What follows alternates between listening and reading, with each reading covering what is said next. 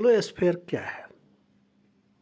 एंग्लोस्फीयर, इसका महत्व क्या है, इसकी प्रासंगिकता क्या है और भारत के संदर्भ में इसको किस रूप में देखा जाना चाहिए, दुनिया के संदर्भ में इसको किस रूप में देखा जाना चाहिए और आज की तारीख में इस शब्द का बार बार उल्लेख क्यों होता है।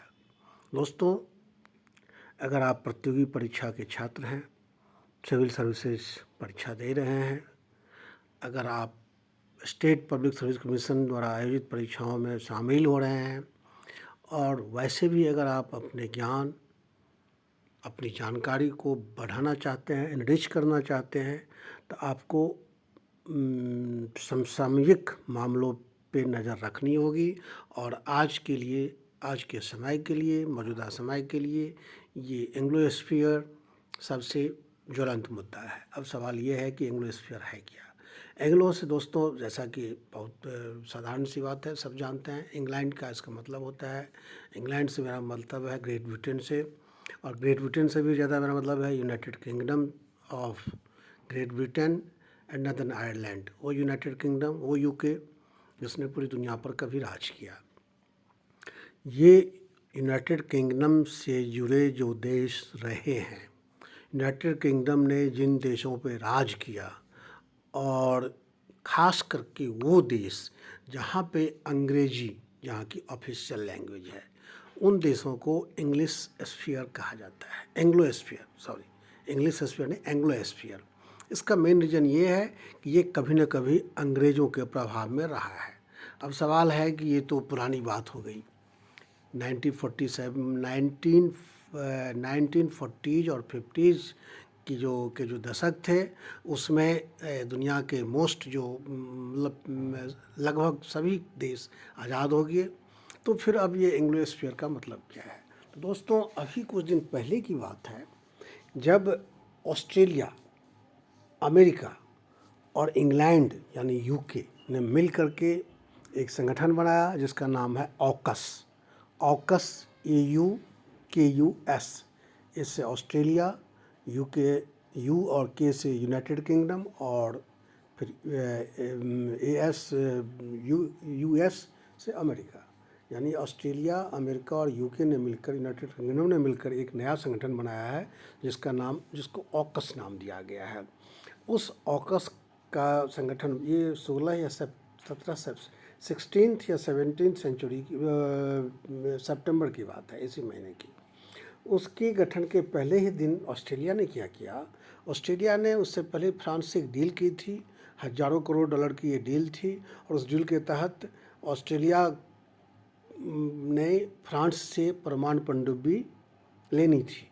परमाणु पनडुब्बी बनाना था उसको फ्रांस का, सौंपना था ऑस्ट्रेलिया को, और हिंद प्रशांत महासागर में, हिंद प्रशांत क्षेत्र में, खास करके साउथ चाइना सी से जो चीन अपनी विस्तारवादी प्रवृत्ति को बढ़ावा दे रहा है, उसको रोकने के लिए ऑस्ट्रेलिया ने ये पनडुब्बी खरीदना चाहा था फ्रांस से। लेकिन दोस्तों, ये डील हो गई थी और फ्रांस पनडुब्बियों का निर्माण कर रहा था।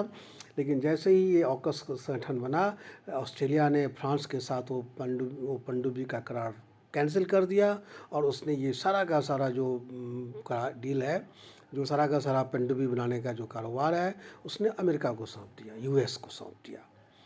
अब उसके बाद फ्रांस भड़क गया, और फ्रांस भड़का हुआ फ्रांस ये कह रहा है कि जो है ये एंग्लोस्फीयर का एक बहुत ही बेहतरीन और ताज़ा तरीन उदाहरण है कि ये जो अंग्रेजी भाषी जो स्टेट हैं, जो कंट्रीज हैं, वो जो है अलग संगठन बनाने जा रहे हैं।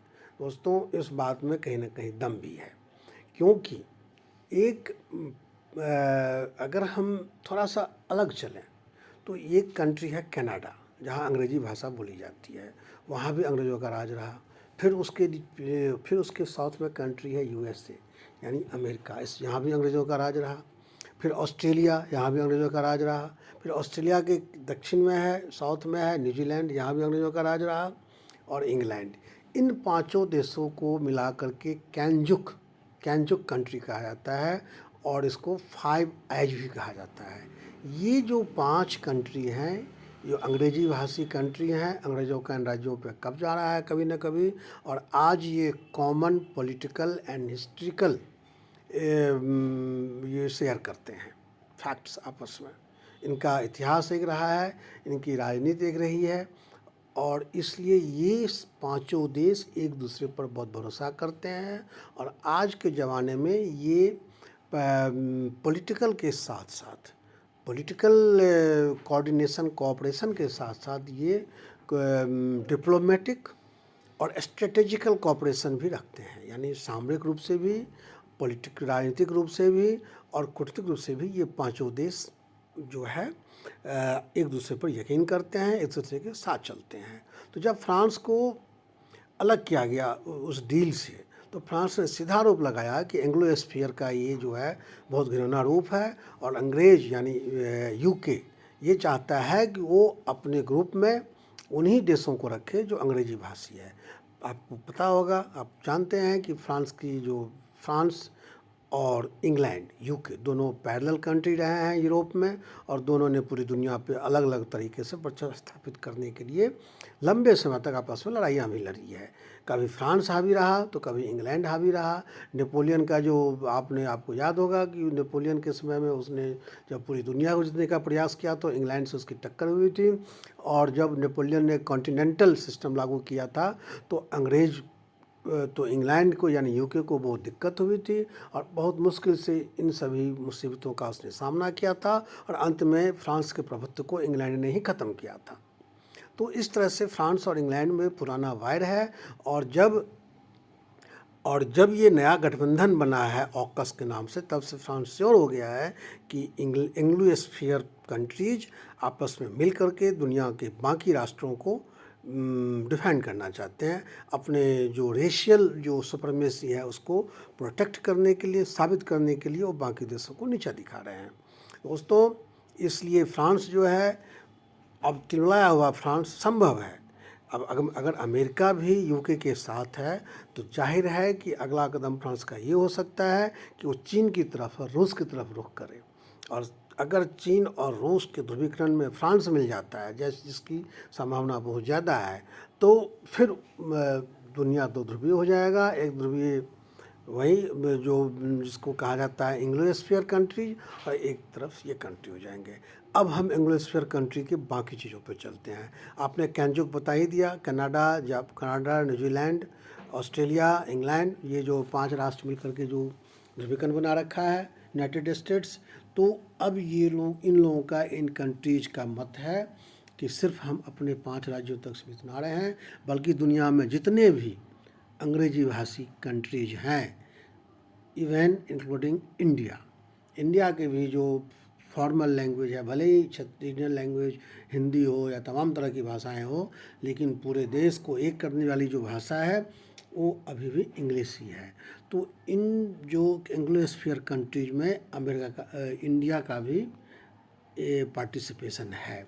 आप जितना देख रहे हैं ना, ये सारे अमेरिकन, ये आप जो रेड सब देख रहे हैं, येलो देख रहे हैं, ये सब जो आपका देख रहा है, ये सब एंग्लो स्फीयर कंट्रीज का हिस्सा बन सकते हैं। और इसीलिए यूनाइटेड स्टेट्स और इंग्लैंड, यूनाइटेड स्टेट्स और यूनाइटेड किंगडम मिलकर के इसी ख्वाब को आगे बढ़ा रहा है, और उसके टारगेट पे अफ्रीकन कंट्रीज और वो सारे एशियन कंट्रीज हैं जहाँ पर में उनका राज रहा है। हाँ, ये अलग बात है कि अगर अब एंग्लो स्फीयर कंट्रीज जैसा कोई शब्द बनता है, कोई संगठन बनता है, तो उसको लीड इंग्लैंड नहीं, यूके नहीं करेगा, उसको लीड यूएसए करेगा, ये तय है।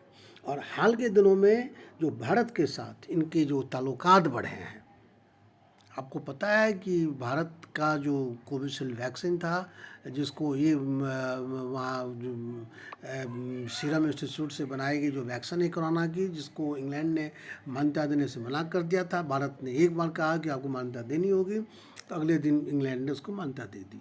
दोस्तों, ये इंग्लैंड ने डर के नहीं दिया था, ये इसलिए दिया था कि उसकी जो स्ट्रेटेजी है, जिसमें वो एंग्लो स्फीयर कंट्री का एक संगठन बनाना चाह रहा है, उसका भारत एक अहम कड़ी साबित हो सकता है, इसलिए भारत की वो बात रख ली गई थी। तो ये है दोस्तों, एंग्लोस्फीयर कंट्रीज। और सवाल ये है कि एंग्लोस्फीयर शब्द आया कहाँ से। तो दोस्तों ये 1995 की बात है, 1995। हाँ, 1995 में एक नील स्टीफेंसन नाम का एक लेखक ने एक विज्ञान पे एक काल्पनिक किताब लिखी जिसका नाम है the diamond age. The diamond age यानी एक ऐसा समय जैसे गोल्डन एज, स्वर्ण काल कहते हैं, उसी से एक डायमंड एज नाम की एक उसने साइंस फिक्शन लिखी, साइंस फिक्शन नोवेल लिखी, जिसमें उन्होंने पहली बार एंग्लोस्फीयर शब्द का उपयोग किया। और ये एंग्लोस्फीयर शब्द तभी से चला आ रहा है, और इसको कुछ लोग इसकी आलोचना इसलिए कर रहे हैं कि इससे अंग्रेज अपनी रेस की श्रेष्ठता साबित करना चाह रहे हैं। इससे पहले एंग्लो सैक्सन एक वर्ड आया